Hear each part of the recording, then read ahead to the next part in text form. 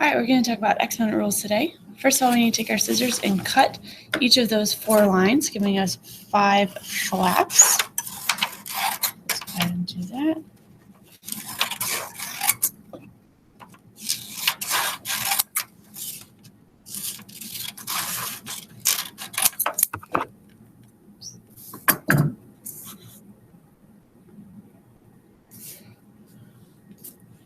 All right, so we're going to talk about 5 different exponent rules today. The first one is the product rule.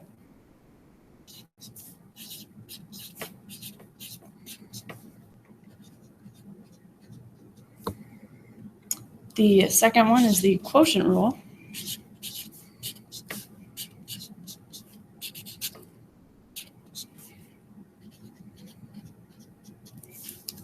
The third one is the zero rule.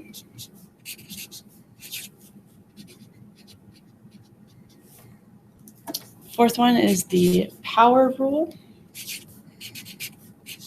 or power to a power.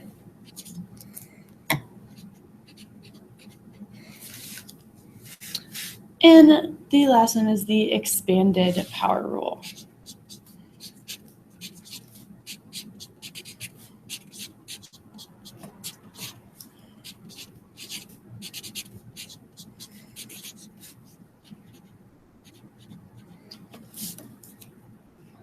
Okay, so we're actually going to flip all of these now over. So on that line, you're going to fold in half.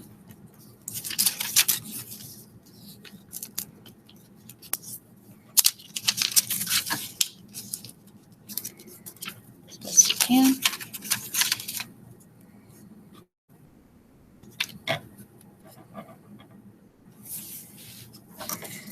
Okay, yours will be a little bit more even than mine. So the product rule is when we actually have 2 of the same base multiplied, hence the product,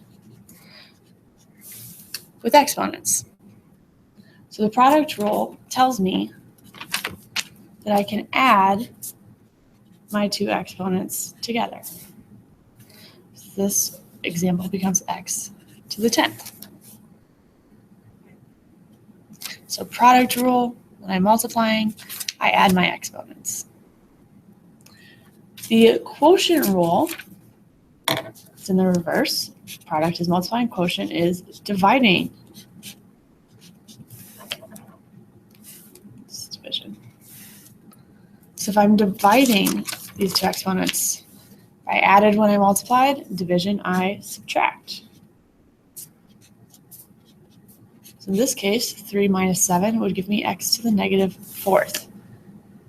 Now, there is such a thing as a negative exponent, or what we do is take that negative to be in the denominator. We take the reciprocal.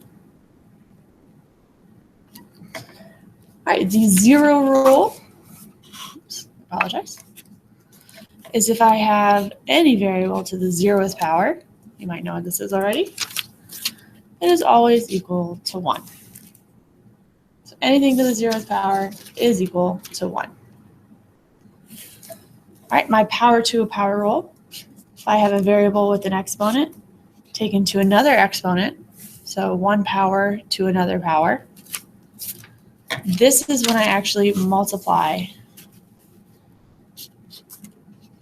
my exponents.